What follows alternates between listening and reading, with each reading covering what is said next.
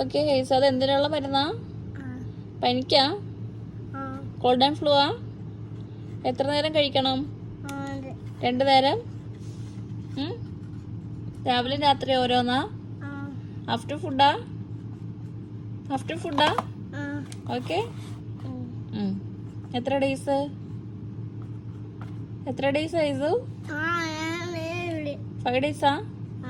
Okay okay, thank you.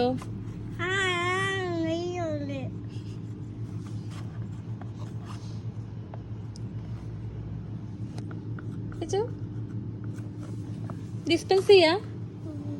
Dispense ചെയ്യാ?